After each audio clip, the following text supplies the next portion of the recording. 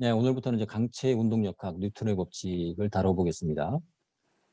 Kinetics of Rigid Bodies, 강체의 운동역학인데 이제 뉴턴의 법칙에 근거해서 카이네틱스를 이제 다루겠다 그런 얘기겠죠. 전에 얘기했지만 6, 7장은 이제 이른바 이제 일가 에너지 원리, 8장, 9장은 운동량, 충격량 원리를 다루는데 카이네틱스를 이제 다루는 세 가지 방법론이 있다 이렇게 되는 거죠. 5장, 6장에서는 4장, 5장에서는 뉴턴의 법칙, 6장, 7장에서는 일가 에너지 원리, 워겐 카이네틱 에너지, 그다음에 8장, 9장에서는 운동량, 충격량, 모멘텀 앤 임펄스 이렇게 되는 거죠. 근데 이제 6, 7장의 일가 에너지 원리, 8장, 9장의 운동량, 충격량 원리는 이 뉴턴의 법칙에서 파생된 개념이다. 조금 더 구체적으로 얘기하면 4장, 5장에서의 뉴턴의 법칙은 힘과 가속도를 다루는 거죠. 힘과 가속도의 관계라는 말이지. F 있고 MA니까. 5장에서는 이제 회전 운동에 대해서 M 이퀄 I 알파, 그 물체에 작용하는 그 모멘트는 관상력 I 알파와 같다. 특별히 평면 운동에 대해서 이렇게 이제 직접적으로 그 물체에 작용하는 외력과 또는 외력에 의한 모멘트와 그 물체에 발생하는 가속도, 각가속도의 관계를 다루는 것이 이제 뉴턴의 법칙이죠. 그런데 이제 6, 7장 일가 에너지 원리에서는 이걸 한 번 더 적분해줘서 가속도를 다루지 않고 바로 속도를 다룬다고 생각하면 되는 거예요. 우리가 이제 가속도를 한번 적분하면 속도가 되잖아요. 근데 그거를 이제 위치에 대해서 적분하는 것이 일가 에너지 원리가 되는 것이고, 시간에 대해서 적분하면 그게 이제 바로 8장, 9장의 운동량, 충격량 원리가 되는 겁니다. 그러니까 6장, 7장, 8장, 9장에서는 가속도보다는 속도와 위치를 바로 구하는 그런 문제들이 주로 나오죠. 네.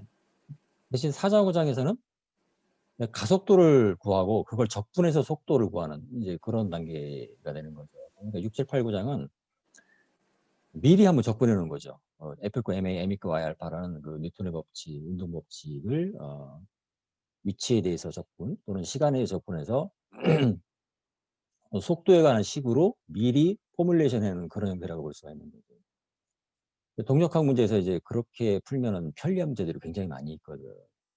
6장, 7장에서는 그 가장 어떻게 핵심이라고 하면은 이른바 위치 에너지의 개념이에요. 포텐셜, 중력 포텐셜, 스프링 포텐셜. 이 포텐셜 에너지의 개념을 알고 있으면 이 동력학 문제를 아주 간단하게 눈으로도 답이 보이는 문제도 많다는 거야.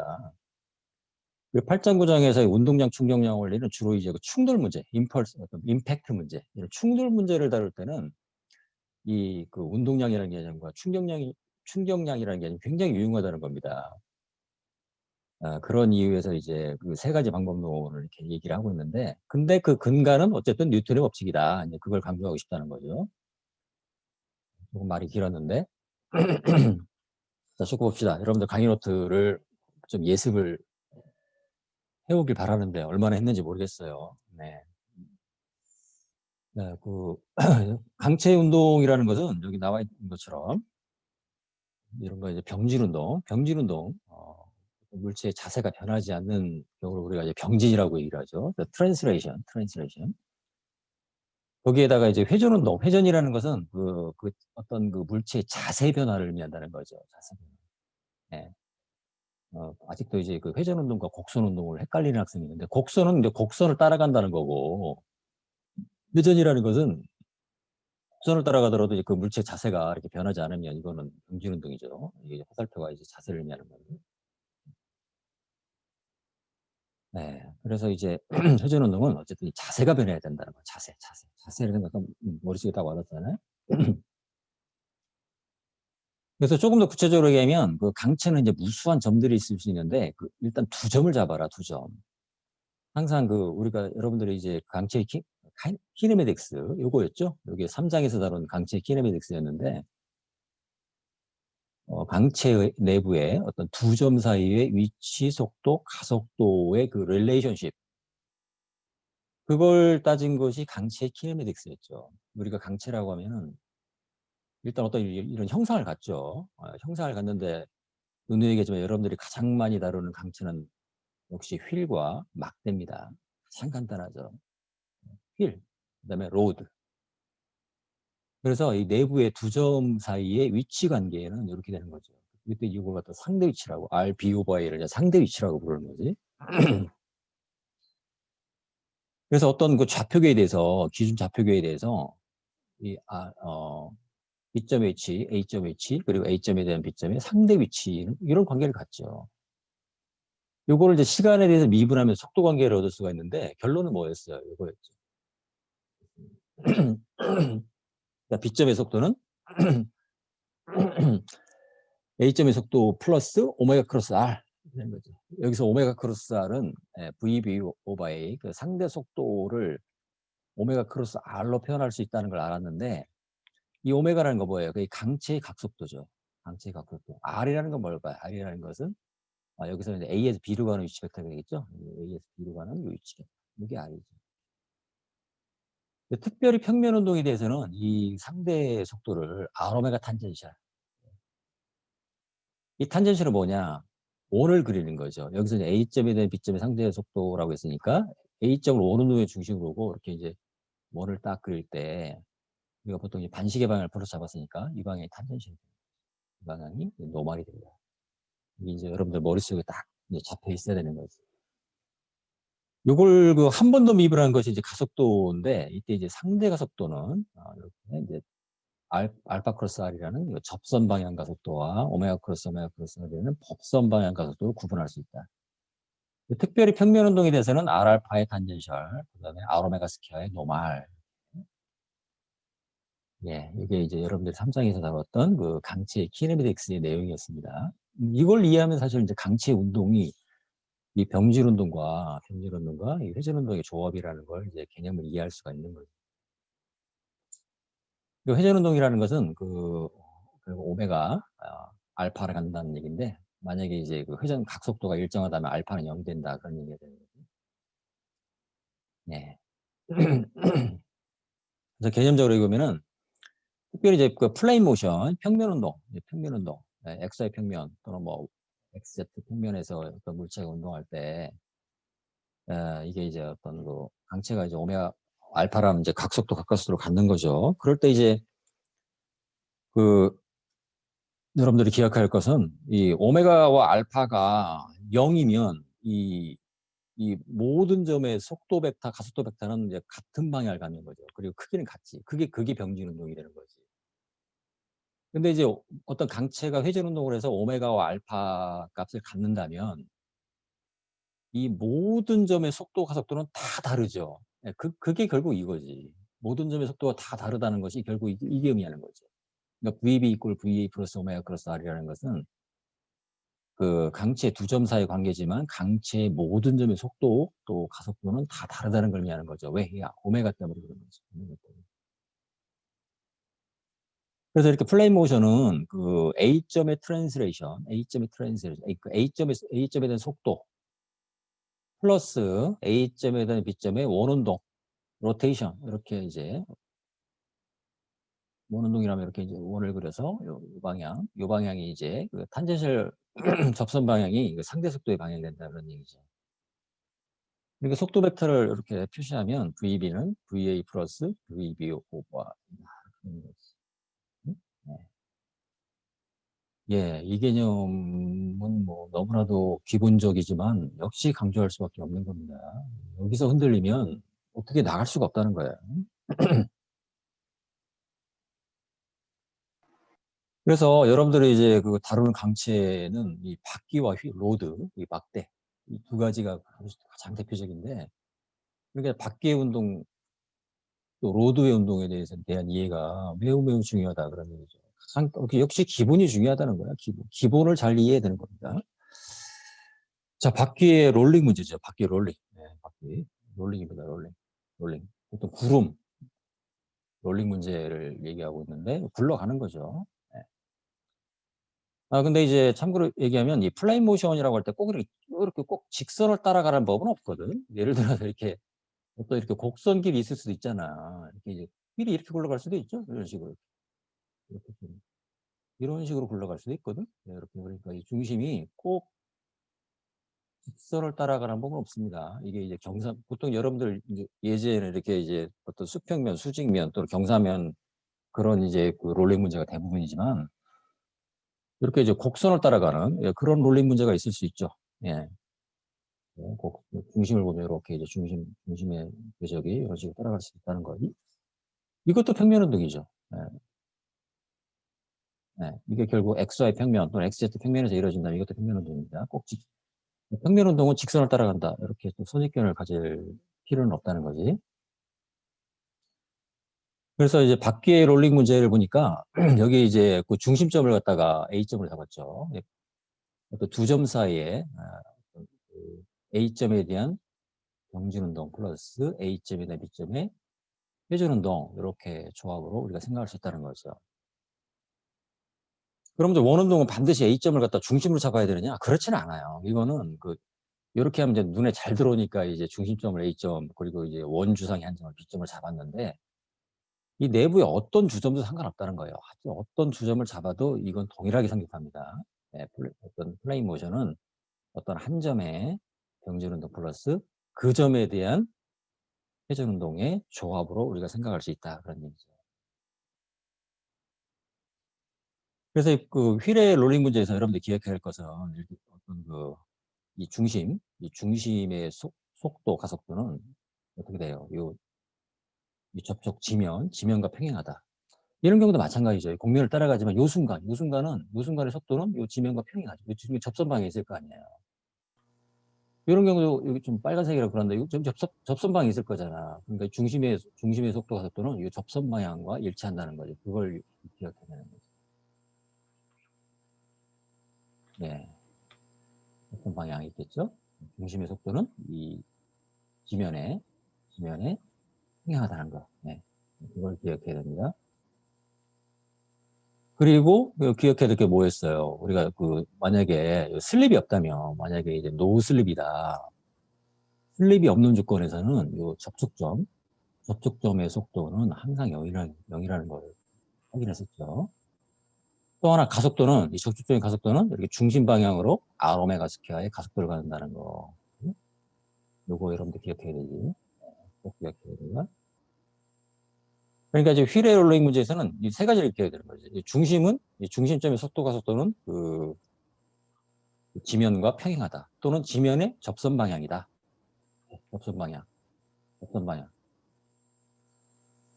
그리고 슬립이 없다면 접촉점의 속도는 0, 접촉점의 가속도는 R 오메가 스퀘어의 노말은 바로 이 원의 중심을 향하는 방향이다. 이걸 꼭 기억해야 된다는 겁니다. 그걸 알고 있으면은 나머지 임의의 점들의 속도 가속도는 이제 그 상대 속도, 상대 가속도 개념을 이용해서 다 구할 수 있다. 그런 얘기죠.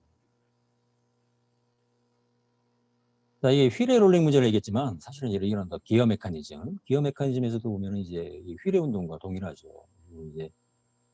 이건 이제 고정축이 될 것이고, 이런 경우죠. 이거는 이제 어떤 다른 기어가 이렇게 맞물려 돌아가는, 그러니까 마치 이렇게 원이 있는데 이렇게 돌아가면서 이제 이렇게 돌아가는 그런 문제가 되는 거죠. 이렇게 따라 돌아가는 이런 기어잖아요. 그다음에 이걸 무슨 기어라고 하나? 베벨 기어라고 하나요? 오래돼가지고 베벨 기어는 약간 3차원 운동으로 돌아가는 이런 경우가 있고, 네. 예, 그러니까 기어의 운동을 해석하는 데 있어서도 이런 바퀴의 롤링 문제에 대한 이해와 이건 거의 겹치는 사실상 같은 내용이라고 할 수가 있는 거지.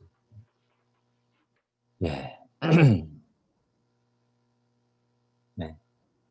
그러니까 이런 점 같은 경우도 지난 주에 어떤 학생 질문했죠? 여기 축축점 같은 경우에 이제 만약에 이런 기어를 갖다 이걸 뭐라고 하지? 렉 피니언이라고 하나?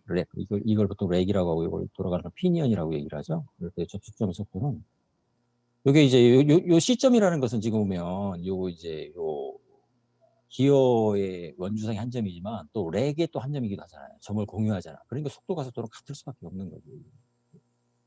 만약에 슬립이 없다면.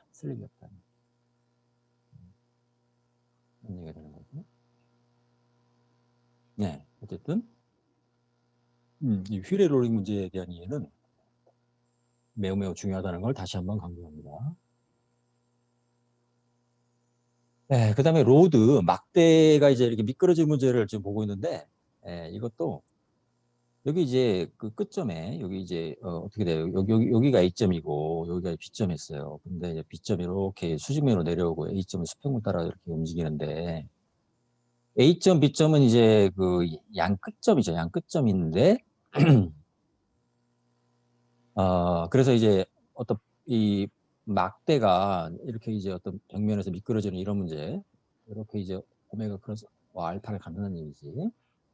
그럼 이거는 이제 A점의 트랜스레이션 플러스 A점에 대한 로테이션 이렇게 볼 수도 있고 또는 이렇게 볼 수도 있죠. B점의 트랜스레이션 플러스 B점에 대한 로테이션 결과는 같지.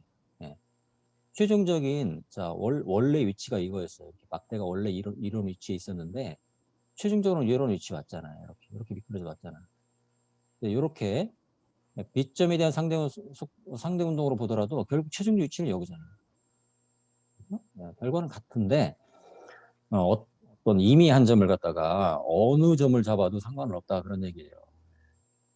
심지어 이 내부의 두 점을 잡아도 결과는 동일한데 우리가 직관적으로 눈에 잘 들어오는 두 점은 결국 끝점이기 때문에 이렇게 이제 그림을 그린 거지. 네, 막대 운동에 대한 이해가 또 매우 필요하다.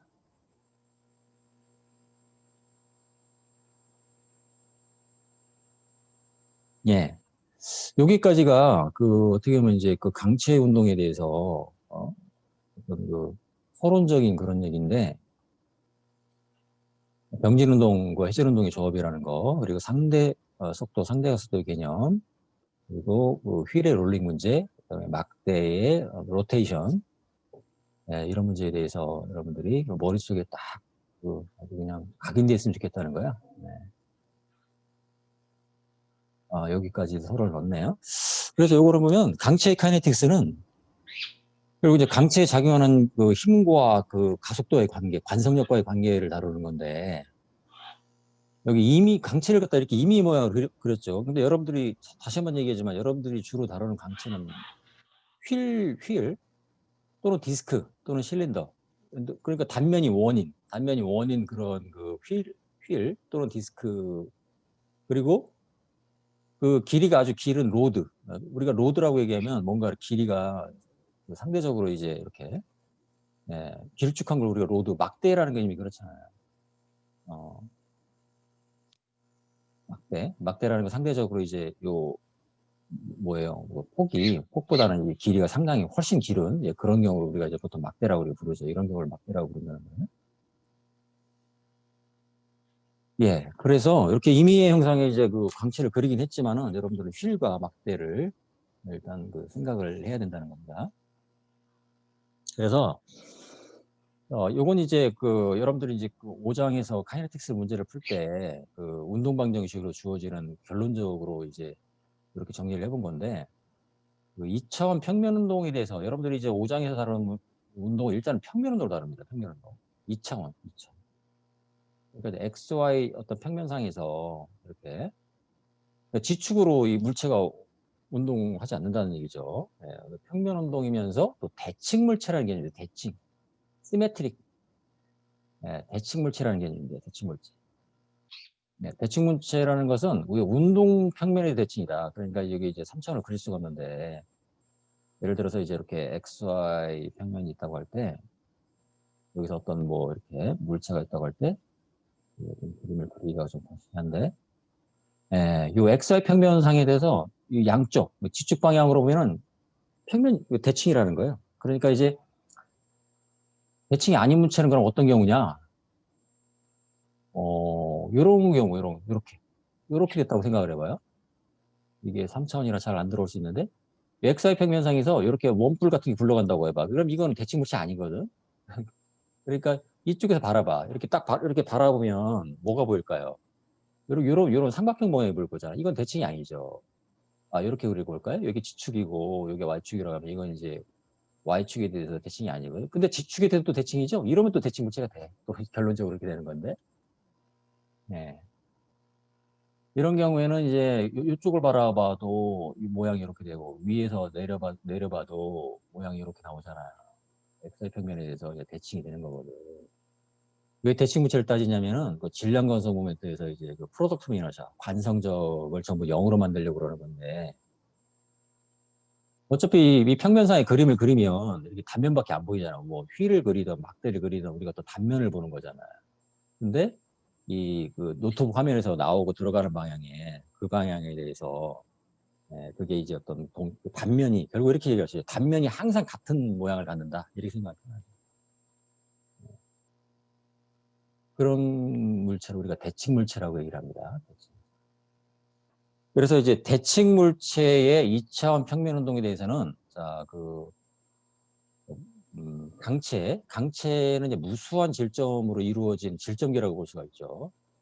여러분들이 사장에서 질점계 무게중심의 운동을 얘기를 했었죠. 질점계 무게중심의 운동. 네, 그래서 그 질점계에 작용하는 외력의 합은 그 질점계의 무게중심의 관성력과 같다. 이게 결론이었죠. 네. 무게중심이라는 개념이 이제 질점계에서 나왔는데 강체 역시 질점계죠. 근데 각 질점과 질점 사이에 상대 운동이 없는 그 무수한 질점으로 이루어진 질점계라고 볼 수가 있다는 거예요. 강체라는 거는. 그러니까 질점계의 무게중심을 그대로 가져올 수 있다는 겁니다. 무수한 질점들이 있지만 이 모든 이 질점이 발생하는 관성력들을 모조리 다 더해버리면 전체 질량 곱하기 무게중심의 각도가 같다. 이게 질점계의 관성력이었어요. 그리고 이 질점계에 작용하는 모든 그 외력의 합. 물론 이제 질점과 질점 사이에 내력도 작용할 수 있지만 그 내력은 결국 우리가 크기는 같고 방향은 반대이기 때문에 소거될 수밖에 없다는 거예요. 그래서 이 강체에 작용하는 내력은 내부적으로 힘이 있을 수 있잖아요. 눈에 보이잖아요. 내부에 여러분들이 정력학, 재력학에서 내부의 힘을 다뤘잖아요. 근데 내부 힘이라는 건 뭐예요? 항상 작용반작용 관계로 주고받죠. 그렇기 때문에 전체적인 합은 0이 될 수밖에 없다는 거죠. 그래서 질점계 또는 강체에 작용하는 힘은 외력의 합만 고려하면 된다는 겁니다. 이 외력의 합은 관성력 MAG와 같다. MAG는 뭐라고 했어요? 질점계 또는 강체의 무게중심의 관성력이다. 이렇게 얘기해요. 무게중심에 있는 관성력이라고 생각합니다.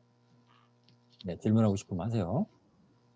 그래서 결국 이제 우리가 뉴턴의 제곱칙을 갖다가 F 있고 MA라고 이렇게 간단히 얘기를 하는데 F 있고 MA잖아요. 이걸 갖다가 강체를 생각한다면 외력의 합은 질량 중심, 무게 중심의 관성력 이렇게 표시해 주는 거예요. 시그마 F MA, F 있고 MA에서 시그마 F 있고 MAG 이렇게 표현하는 겁니다. 그 이유를 분명히 여러분들이 이해해야 되는 거지. 그래서 평면 운동이기 때문에 X방향, 이걸 여기서 식 두 개를 끌어낼 수가 있는데, X방향의 힘의 합은 MAGX, X방향의 관성력이 되는 거죠. 그 다음에 Y방향의 힘의 합은 Y방향의 관성력. 예? 식 두 개를 끌어낼 수가 있다는 겁니다. 그러니까 병진 운동에 대해서는 X축의 병진, 그 다음에 Y축의 병진, 이렇게 생각할 수가 있고, 그 다음에 로테이션에 대해서는 우리가 이제 그 평면 운동에서는 회전축을 지축으로 잡는다는 거예요. 지축. 그러니까 이 노트북에서 지금 나오거나 들어가는 방향, 이걸 지축이죠. 그래서 지축에 대한 회전은 자, 그 무게중심에 대한 모멘트의 합. 그러니까 이건 외력의 모멘트죠. 외력의 모멘트. 여기 표현했죠. 어떤 이 외력들이 자, 이렇게 F1, F2, F3, F4 이렇게 외력들이 작용하고 있어요. 그러면은 이 외력들을 다 더한 것이 이거야. 근데 이런 벡터를 가져. 그럼 이 무게중심과는 요만큼의 모멘텀을 갖는다. 모멘텀. 그러면은 이 무게중심에 대한 모멘트는 R 크로스 F가 되겠죠. 이게 모멘트의 개념이지. 네. 이 모멘트가 이 강체의 회전을 일으키는 그 원인이 되는 거죠. 회전 운동의 원인이죠. 회전 운동의 원인이다. 원인. 그러니까 모멘트가 0이면 회전 운동이 안 일어나지. 그게 병진 운동이지. 그런데 이 모멘트의 합은 어떻게 나타나느냐? 관성력으로 평면 운동의 경우에 이 평면 운동의 경우에는 I 알파라고 나타난다. I 알파.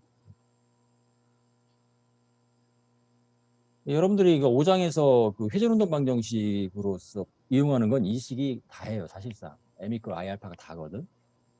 회전운동 방정식의 유도 과정이 좀 나오긴 하지만, 결론적으로 평면 운동하는 대칭 물체의 이 경우에는 그 회전 운동 방정식은 m 이퀄 i 알파, f 이퀄 ma, m 이퀄 i 알파 서로 이렇게 대꾸를 이루잖아요.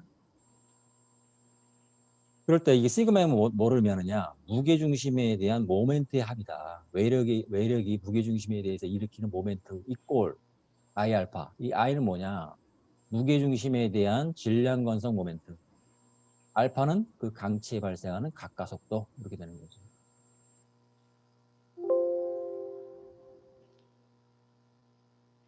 자, 그러니까 여러분들은 5장에서 카이네틱스로서 세 가지 식을 이용할 수 있다. 자, X축에 대한 병진, Y축에 대한 병진, 그 다음에 G축에 대한 회전 이렇게 세 가지 식이죠. 어떤 문제를 딱 접했을 때 여러분들이 그 좌표축 여기서 XY 좌표계는 이제 편의상 잡았는데 예를 들어서 여러분들이 평면 좌표계로서 꼭 XY만을 잡을 필요는 없죠. 여러분들이 이미 학습했던 극좌표계 또는 접선법선 좌표계를 이용할 수도 있다. 지축은 항상 이 평면에서 나오거나 들어가는 방향이다. 지축에 대해서 외력의 모멘트는 I 알파와 같다. 이거죠.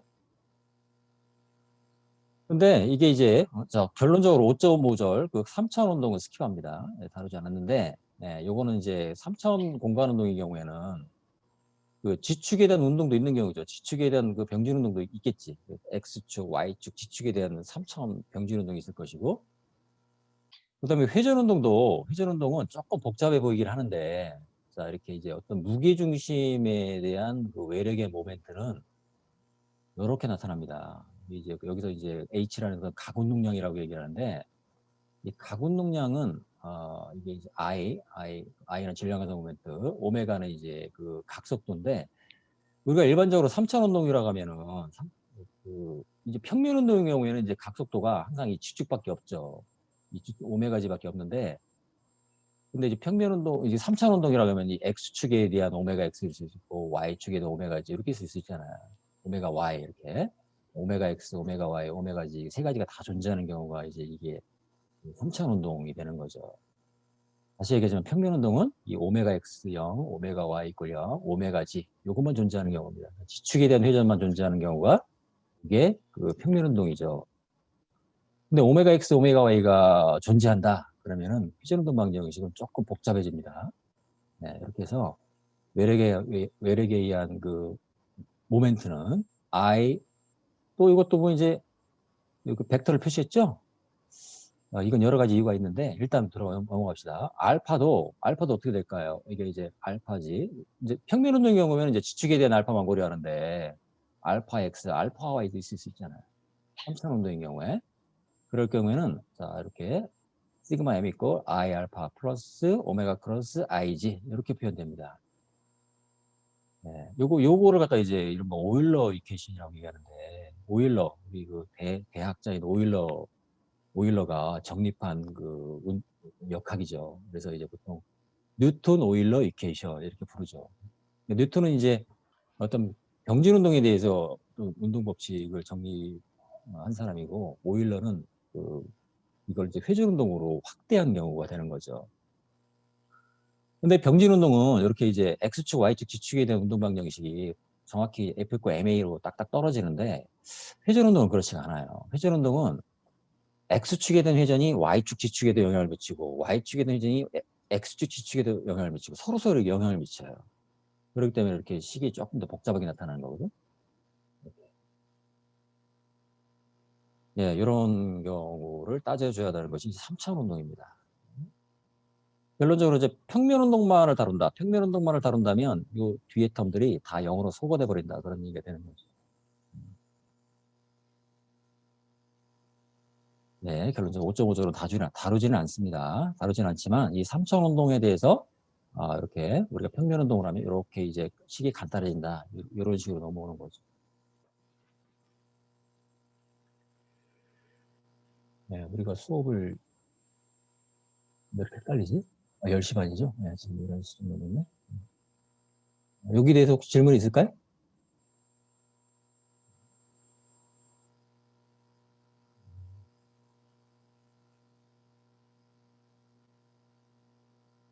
자, 그래서 5.2절에서는 이제 평면운동 방정식을 유도하고 있는데, 평면운동 방정식. 이 평면운동 방정식을 유도한 결론. 여러분들이 실제로 쓰는 건 이거야. 병준운동 방정식은 동일하고, 병준운동 방정식은 사장에서의 그 질점 또는 질점계의 트랜스레이션과 동일하게 F과 MA. 이렇게 돼버리고, 그 다음에 이제 5.1절은 사실상 이제 회전운동 방정식을 유도하는 그러한 그 과정이 나와 있는데, 결론은 복잡해 보이지만 이겁니다. 자, 이렇게. 무기중심에 대해서 m 이끌 I 알파. 이게 결론이에요.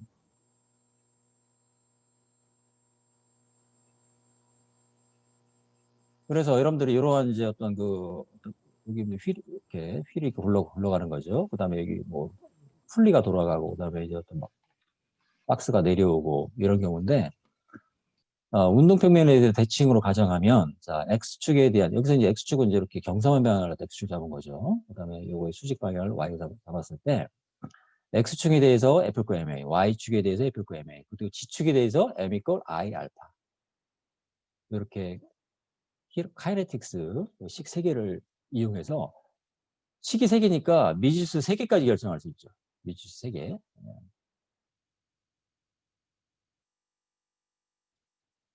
이걸 쭉 유도하는 과정이 요건데, 자, 5.2절을 요약한 슬라이드가 6, 7쪽입니다. 근데 여러분들 쭉 따라가 봐요. 따라가면 결론은 이거라는 거야. 결론. 예. 나는 그냥 결론만 알겠습니다. 뭐 중간 과정은 나 저 바빠서 공부할 시간 없어요. 오케이, 그렇게 하세요. 그것도 난 나쁜 방법은 아니라고 봐. 네. 여러분들이 뭐 동력항만 과목이 아니고 도저히 공부할 시간이 없다. 그러면은 그것도 하나의 방법이에요. 네. 그렇지만 이 과정을 쭉 따라가 볼 때, F 거 MA, M 거 I 알파라는 운동 법칙에 대한 이해가 깊어지는 거죠. 그리고 무엇보다 그 질량 건성 모멘트의 개념. 그러니까 회전운동 방정식을 유도하는 과정에서 이 질량 건성 모멘트라는 게 어떤 파생되는 하나의 개념이라는 거죠. 무게중심에 대한 또는 어떤 임의의 고정점에 대한 그 질량 건성 모멘트가 어, 자연스럽게 이 회전운동 방정식을 유도하는 과정에서 파생된다 그런 얘기죠. 그렇지만 역시 결론은 요거다. 예. 여러분들은 예, m 있고 I 알파 이식만으로 가지고도 5장에서 주어진 대칭 물체의 평면 운동 케이스에 대해서는 모든 그 카이네틱스 문제를 풀 수가 있다. 그럼 비대칭 물체는 어떻게 되느냐? 5의 사절, 5의 4의 사절, 이제 비대칭 물체의 평면 운동 케이스인데 이것도 스킵합니다. 그러니까 5장은 5의 4의 3절까지야.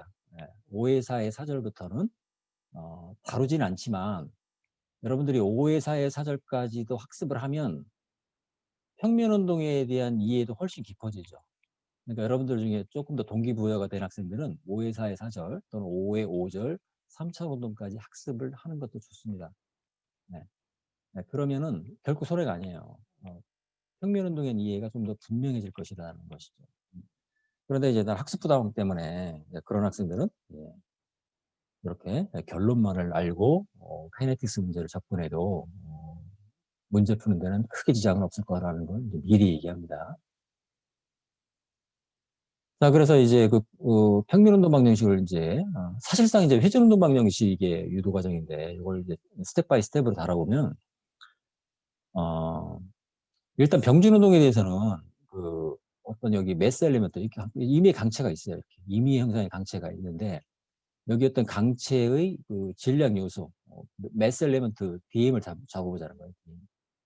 그럼 DM에는 이렇게 이제 외력, 라지 F, 그 다음에 이제 스몰 F는 내력, 그러니까 질량 요소가 서로 이렇게 내력을 주고 받을 거 아니에요. 그 질량 요소 사이에.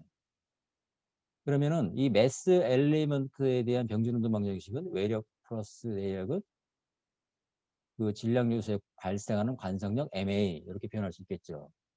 그 ADM이라는 것은 자, 요 질량 요소의 가속도를 의미하는 겁니다. 가속도. 그러면은 그 관성력은 EM 곱하기 ADM이 되겠죠. 그럼 전체 질량에 대해서는 어떻게 될까요? 전체 질량, 즉 질점계에 대해서는 모든 그 매스 엘리먼트에 작용하는 내력과 외력의 합, 모든 걸 더하는 거죠. 결론은 뭘까요? 외력의 합만 남죠. 왜? 내력은 주고받으니까. 플러스 마이너스 효과로 사라질 거라는 거예요. 그러니까 결론적으로 이 전체 질량, 그러니까 강체에 작용하는 외력의 합만이 남겠죠.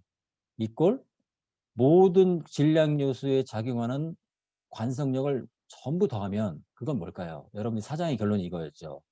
전체 질량 곱하기 그 무게중심의 가속도. 예. 이건 사장의 결론이었죠. 질점계에 대해서. 질점계의 병준운동에 의한 에서 F 고 MH라고 할 때 그거는 각 질점에 발생하는 관성력의 토탈 썸메이션은 전체 질량 곱하기 무게중심의 가속도와 같다. 여기서 이제 결국 무게중심의 개념이 나왔던 거지. 그러니까 강체의 경우에도 자 외력의 합은 MAG 관성력과 같다고 할 때 요 AG는 무게중심의 가속도를 의미한다. 벡터이기 때문에 여기 시그마 F는 X축에 대한 힘의 합은 X축에 대한 관성력, Y축에 대한 힘의 합은 Y축에 대한 관성력. 만약에 3차 운동이라면 G축에 대한 힘의 합은 G축에 대한 관성력 MAG X 이렇게 되겠죠. AGX, AGY는 자 무게중심의 가속도의 그 X방향 성분, Y방향 성분 이렇게 분리할 수 있잖아요. 이걸 의미하죠. 자, 병준운동 방정식은 우리가 이제 직관적으로 쉽게 이해할 수 있다는 거예요. 예. F 코 MA. 정확히 말하면 시그마 F 이꼴 MAG 이렇게 되는 거죠. 무게중심에 대한 개념이 여기서 파생된 거라고 여러분들이 사상에서 이해를 했어야 되는 거지. 네. 그것은 자연스럽게 이렇게 강체로 확장된다는 겁니다. 그 다음에 이제 회전운동 방정식이라는 것은 일단 따져볼까요? 매스 엘리먼트, 질량 요소에 작용하는 힘이라는 게 이제 이 외력과 내력이 있었는데, 자, 일단 따져보자고요. 외력, 내력. 우리가 모멘트를 취한다는 것은 어떤 특정 그 회전축에 대해서 그 모멘트함 R 크로스 F, 이걸 우리가 모멘트라고 정의를 하잖아요. 그러면은 그 회전축에 대해서 어떤 회전을 일으키는 그 외력에 의한 모멘트 또는 여기 보면 내력의 모멘트까지도 이제 같이 생각할 수가 있는데, 그럼 어떤 축에 대해서 모멘트를 취할 것이냐? 자, 그러기 위해서는 좌표계를 정의해야 한다는 거예요. 여기 보면은 이 강체에 라지 XYZ는 고정 좌표계고, 그러니까 외부에 있는 기준 좌표계고, 스몰 XYZ는 이 강체에 부착된 강체 좌표계다 이렇게 생각하는 거예요. 근데 그 좌표계의 원점을 A라고 했습니다. 보통 이제 좌표계의 원점을 갖다 무게중심에 두는 경우가 많은데 일반적으로는 이 무게중심에서 떨어져 있을 수도 있죠. 그래서 우리가 지금 평면운동을 다루기 때문에 이 XY 좌표계 이 지축에 대해서 이제 오메가 알파가 발생한다고 보는 거죠. 이 지축에 대해서. 이 지축에 대해서 오메가 알파 그렇게 생각하면 되는 거죠. 그러면은 이 강체의 회전운동, 즉 오메가 알파를 발생시키는 원인이 뭐예요? 그게 바로 모멘트죠. 이 강체에 작용하는 이 지축에 대한 모멘트가 이 오메가 알파를 발생시키는 거지. 자, 그래서 매스 엘리먼트부터 따져보는 것.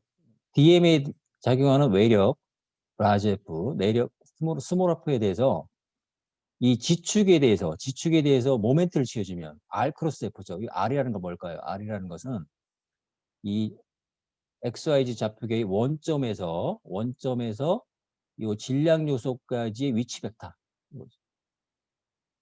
크로스 라지 F 플러스 스몰 F. 이게 뭐예요? 매스 엘리먼트에 작용하는 그 힘에 의한 모멘트. 이 힘은 이제 외력도 있고 내력이 있었어요. 이렇게 되는 거지. 그러니까 매스 엘리먼트에 작용하는 힘에 의한 모멘트는 관성력에 의한 모멘트와 같다. 그러니까 결국 요 양변에 요, 요 양변에다가 모멘트를 취한 거와 마찬가지가 되는 거지. 여기에 대해서 요거에 대해서 복잡하니까 자, 매스 엘리멘트에 대한 병준호도 방정식 이렇게 표현할 수 있잖아요. 그럼 여기다가 R 크로스, 양변에다가 R 크로스를 해준 것이 바로 이거죠. 넘어갔죠. 이거 이해할 수 있잖아요. 매스 엘리멘트에 작용하는 병준호 방정식. 양변에다가 모멘트를 취해준 거지. 그러니까 왼쪽은 외력과 내력에 의한 모멘트. 오른쪽은 뭐예요? 관성력에 의한 모멘트 이렇게 되는 거지. 넘어갈 수 있지.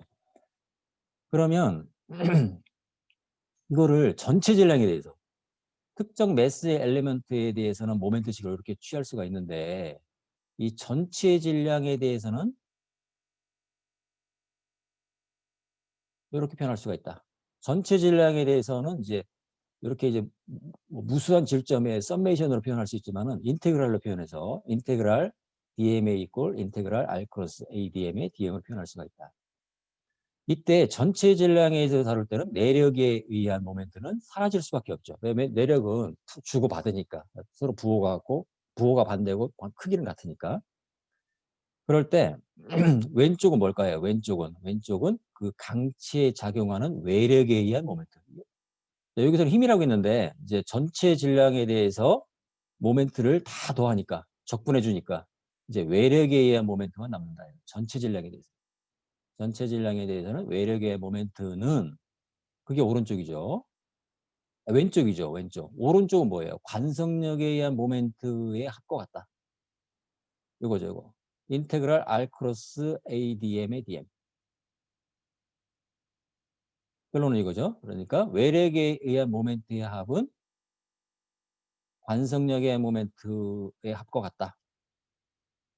이게 이제 어떤 강체 회전운동 방정식인데 여기서 이제 그 왼쪽은 여러분들이 이제 외력이 주어진다면 어떤 그 외력이 이렇게 주어진다면 모멘트를 계산할 수 있죠. 오른쪽은 뭘까요? 오른쪽은 그 물체에 발생하는 관성력에 의한 모멘트를 의미한다는 거예요. 요걸 이제 쭉 풀어줘야 되는데 그러니까 인테그랄 R 크로스 ADM의 DM 요걸 쭉 풀어주면 결론이 이거예요. 결론이. 좀 복잡해 보이지만 이게 결론이에요. 결론입니다.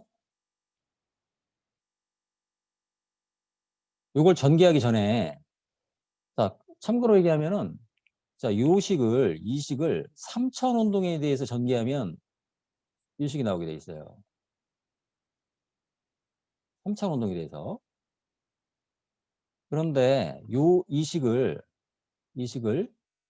평면 운동에 대해서 우리가 지금 평면 운동을 다루기 때문에 평면 운동이라고 하면 뭘까요? 회전축이 하나죠. 이렇게.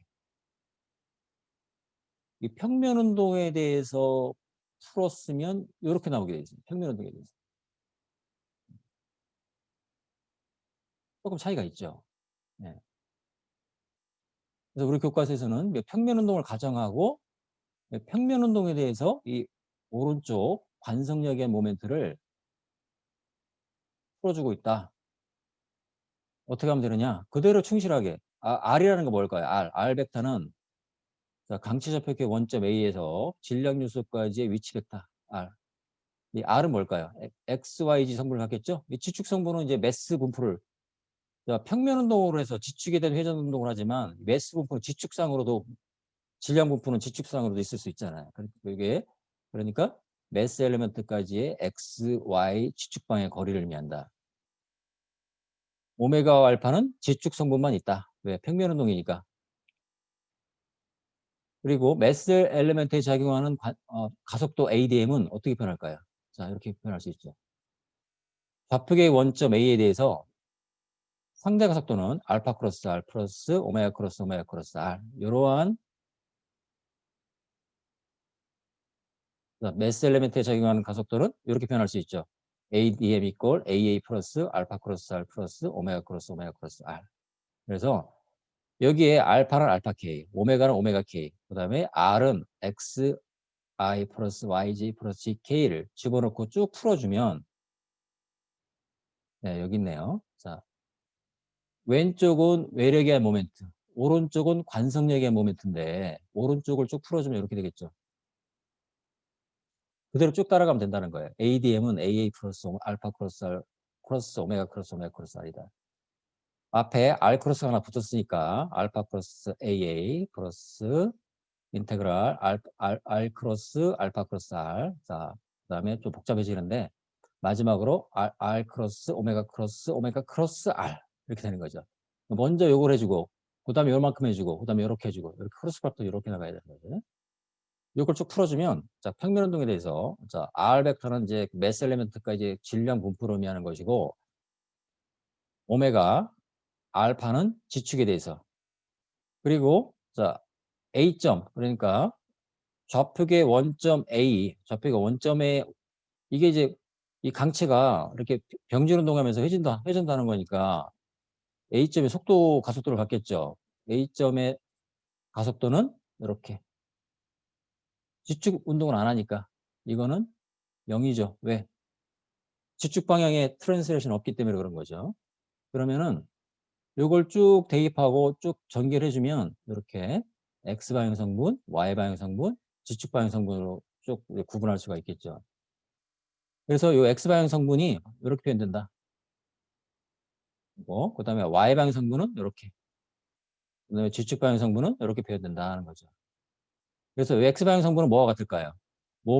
외력의 모멘트의 합의 X방향 성분, MAX. Y방향 성분은 시그마 MAY. 지축 방향 성분은 시그마 MAG와 같다. 이렇게 되는 거죠. 그래서 여기서 네, 이걸 갖다 매트릭스 형태로 표현하면, 벡터 형태로 표현하면 이렇게 MAX, MAG와 MAY, MAG는 자 이렇게 다 읽으려면 시간 많이 걸리겠죠? 이렇게 표현할 수가 있다는 겁니다. 그래서 여기서 요 인테그랄들을 이제 부호로 정해준 건데 이 인테그랄들을 자, 쭉 인테그랄들이 있단 말이에요. 이 인테그랄 중에서 1차 모멘트 시그마 XDM, 시그마 YDM, 시그마 GDM은 이렇게 이게 바로 무게중심에 대한 개념이었죠. 네. 인테그랄 XDM은 XGM, 인테그랄 YDM은 YGM, 인테그랄 GDM은 GGM인데 이건 왜 0이 되느냐? 예, 여기 보면 여러분들이 조금 예습을 하지 않은 학생들은 따라가기가 조금 벅찰 수 있어요. 지금. 자, 여기 보면은 요 좌표계 스몰 x, y, g에서 좌표계 원점 A에서 무게중심까지의 위치 벡터를 이렇게 RG로 표현했다. 이렇게. 요 RA는 요게 RA입니다. 그럴 때 이게 화면이 좀 이상하네요. 다시 나갔다 올게요.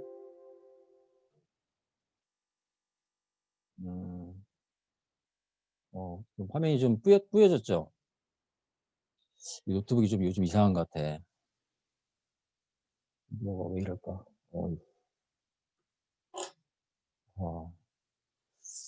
이상한데? 저희는 오. 잘 보입니다.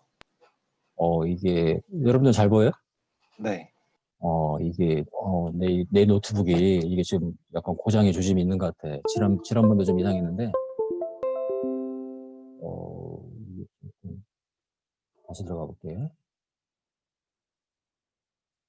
야, 내 화면은 지금 이 정신이 없네. 야, 이게 좀 이런 일이 아하 이게 고장의 조짐이 보입니다. 여러분들 잘 보인다니까 다행이긴 한데 네.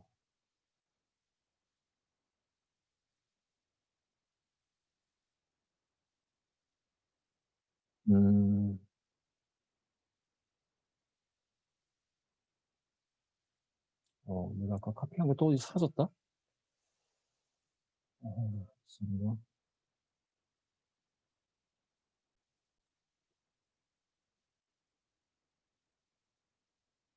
기록을 일시 중